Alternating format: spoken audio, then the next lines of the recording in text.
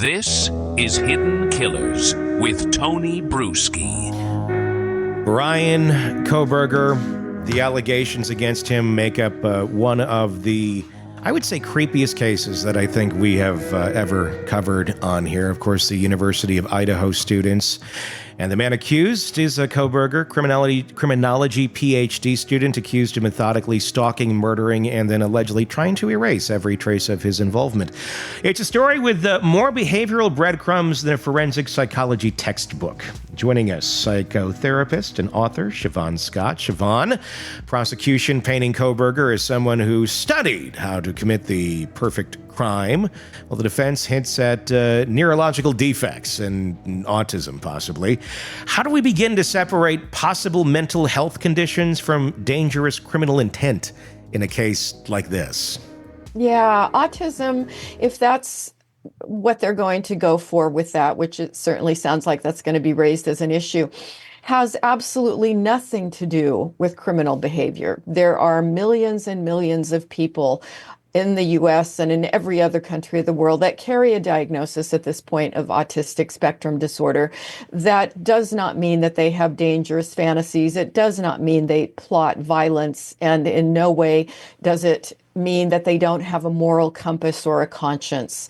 So that is certainly not something that should factor into whether or not a person is guilty or innocent of something like this, because it simply doesn't result in that kind of behavior. I want to talk about some of the behavior that occurred after the fact, after the crime was committed. And I think there's some nuggets here that are before that also kind of tie in when we try to examine the mind of Kohberger.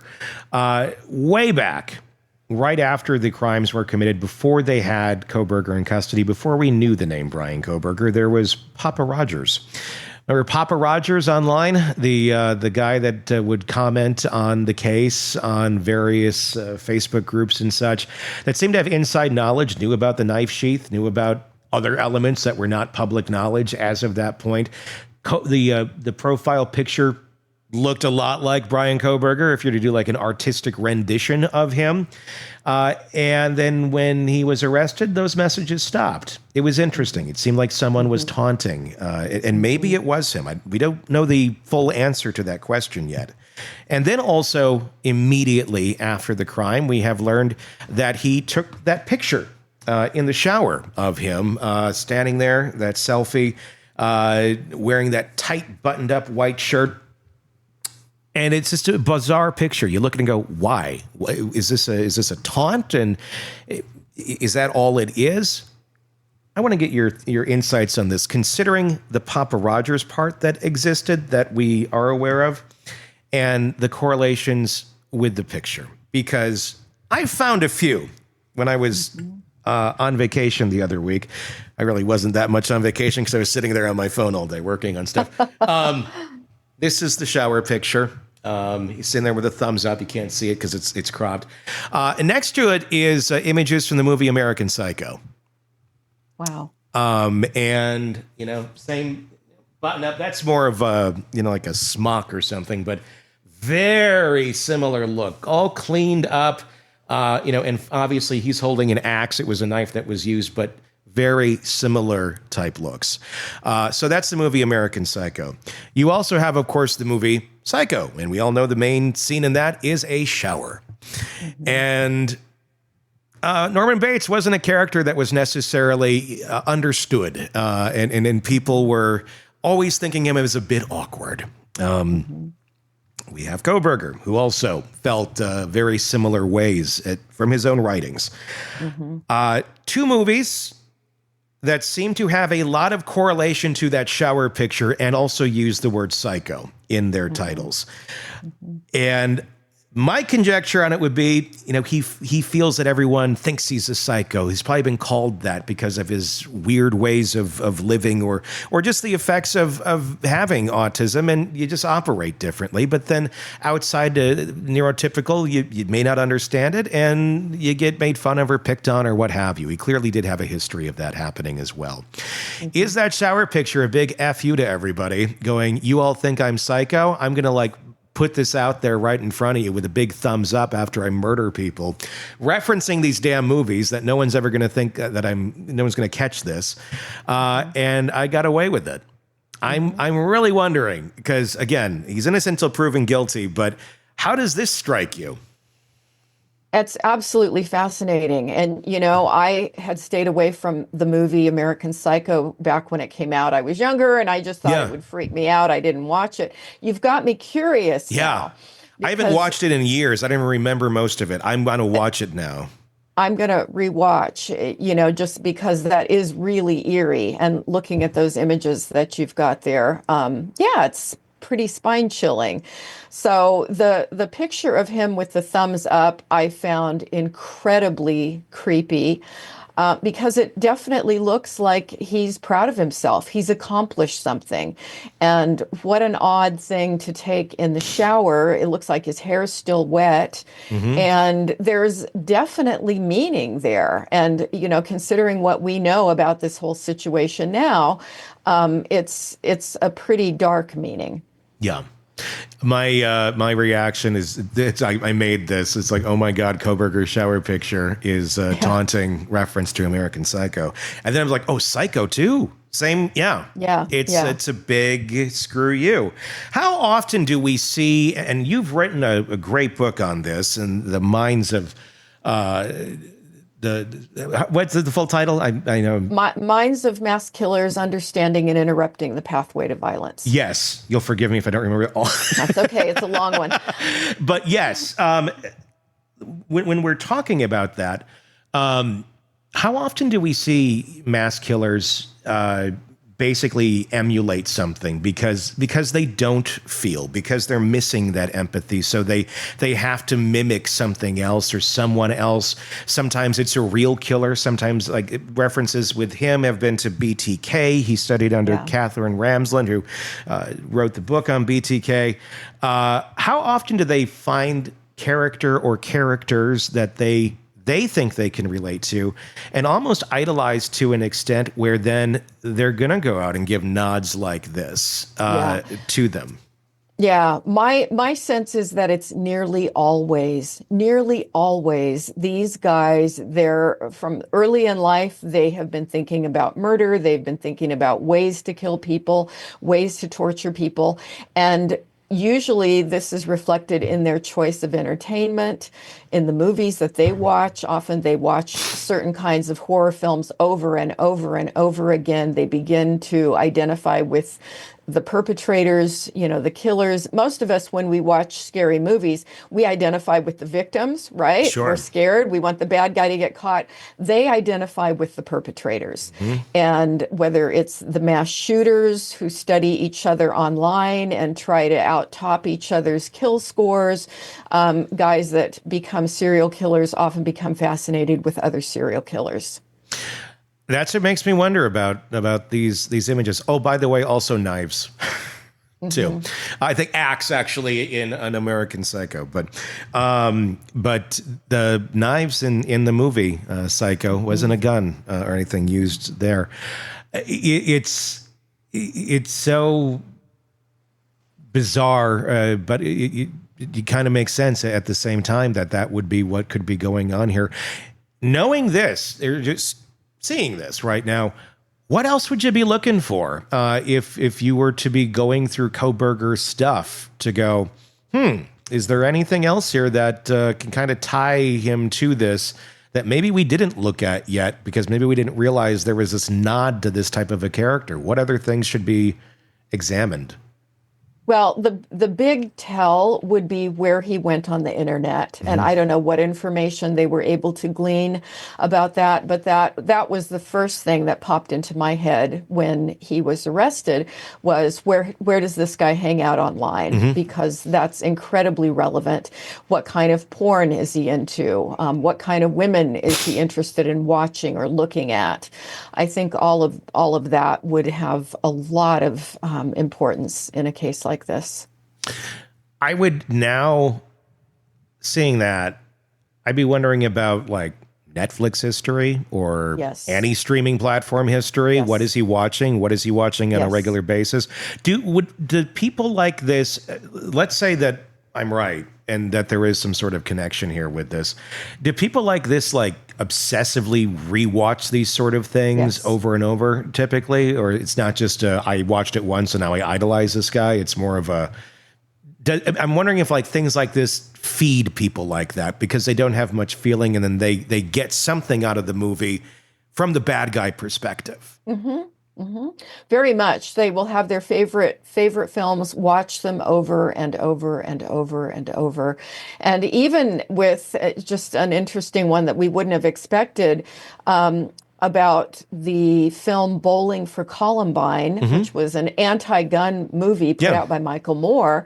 And a lot of kids that subsequently went on to become mass killers had been fascinated with that film as youngsters and grew up, and it was one of their favorite films, and they watched it over and over and over again, even though most of us would watch it and say, well, that was really an anti-violence movie. Yeah. But they liked the scenes of the killers in the movie and became fascinated with that and therefore watched it repeatedly. Why? I mean, what is that makes a mind watch scenes like that and then sympathize or empathize or get joy from the I mean, is it like porn to them? Like, I guess or seeing a member of the sex you're attracted to, you know, in some sort of way. Is it that sort of a stimulation that they get out of it? Is it a sexual stimulation or is it something else that's just like that's strong, but there?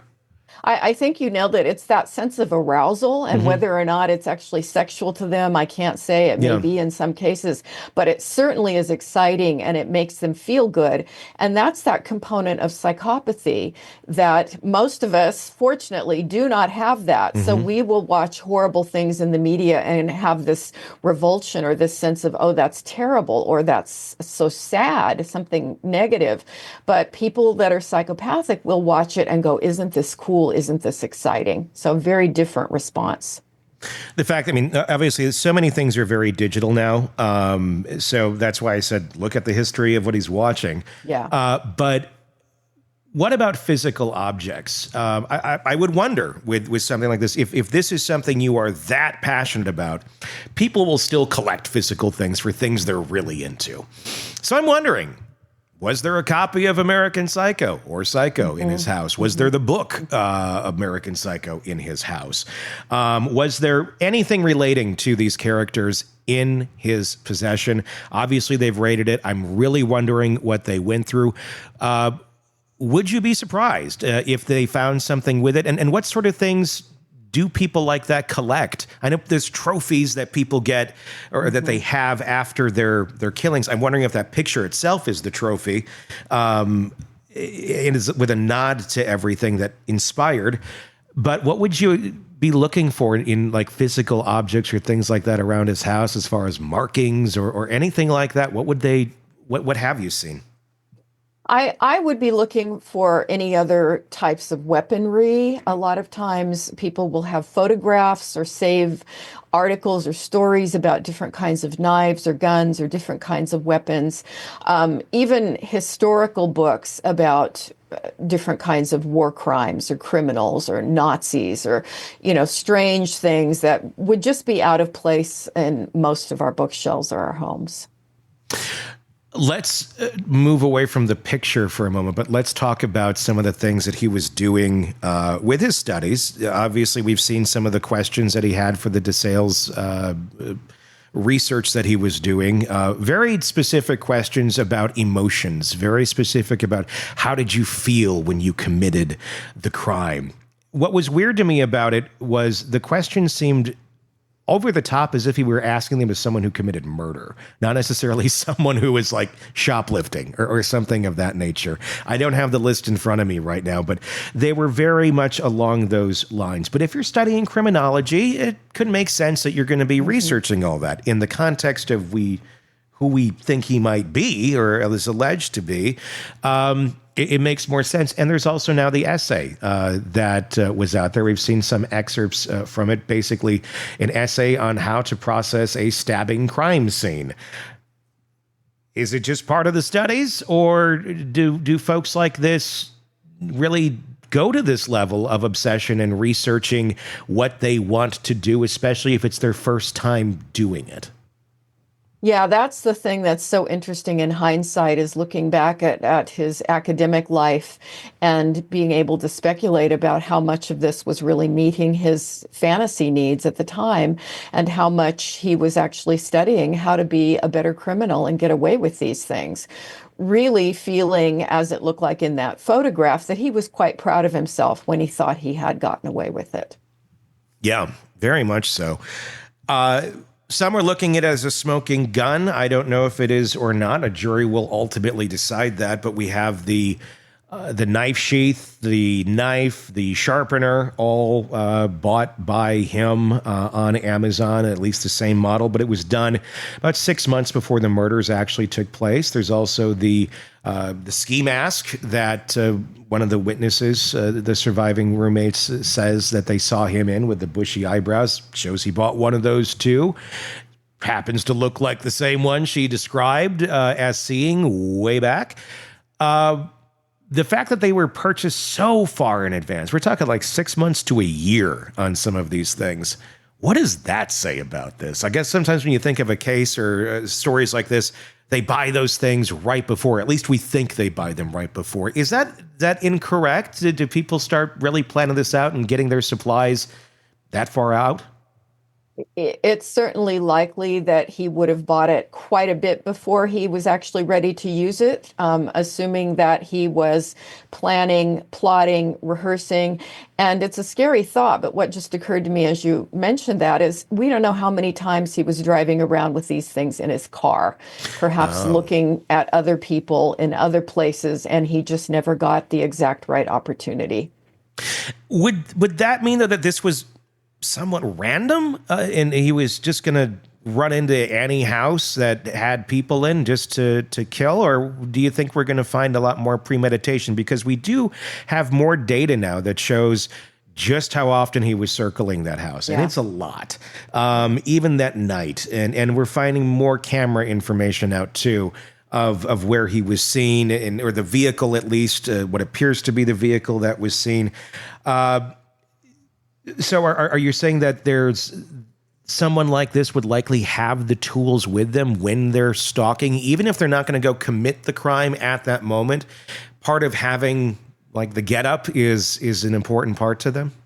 Certainly could be. And, when his defense liked to make the point that he just was this harmless guy who liked to go out at night and drive around. Well, that sounds like stalking behavior to me. It's what a predator does. They go out. A lot of them are voyeuristic, so they're watching. They're looking for windows they can peep in. They're looking for women they can see out, maybe walking home from a bar and follow them home. And they do look for just the right opportunity, but they may pick a certain person and then watch them over the course of time before they actually plot the attack. But could he have been doing that for months? Yeah, I don't think I would be trying to make the case, well, he's just such a nice guy out driving around at night all the time. Well, and the looking at the stars went up in flames when they realized, it was extremely foggy that night. Like low fog, low clouds, like there was no stars. There's nothing there. I'm sure it'll be argued as conjecture of, well, he likes to. Maybe he's hoping to get out of the fog and find something. He was also allegedly seen in Clarkson, Washington, on video at stores hours after the murders. Some of the assumptions there is that maybe he was trying to get rid of some of the murder weaponry, or I'm wondering if it was more a victory lap in public with the tight white shirt on that we're seeing in the photo, just going out and about, maybe also disposing things. But I'm also wondering, is there a thrill that someone like that would get from going out looking all neat and white and clean after just committing such a horrible crime? People are freaking out and you're out there in the crowds. I mean, Costco, Albertsons, those are fairly busy places. And if he's seen there wandering around right after the murders, the morning of, getting all dressed up in the shower, is that something? Is that something of a thrill that they're just taking up every single moment that they can get and just soaking it all in? Mm-hmm. Yeah, look what I can do, look what I can get away with, and nobody knows. I've got this big secret, and I fooled everybody. Do you think something like this could be brought up in trial? Obviously, it's a lot of assumptions here. They'd have to probably find something within the house, or if there is a pattern of watching these movies or something, then I could imagine these sort of things being brought in. Without it, do you think something like that could be brought in, or what would be the vehicle to bring in some of these things, if at all? Yeah, I think it would probably be pretty hard to have something that you could present as evidence without the person coming out and owning it and being willing to discuss it. Mm-hmm. It's going to be very fascinating, because this thing, it gets deeper and it gets darker every single day. Just one of the darkest ones I think we've seen, and hopefully, well, there'll be more. I was going to say hopefully there won't be more, but there'll be more. Unfortunately, our worst nightmares. Exactly. Yes. Craving non-stop true crime updates? Press subscribe now and get the latest cases, analysis, and expert commentary delivered straight to your feed. Only from the Hidden Killers podcast and True Crime Today. Oops.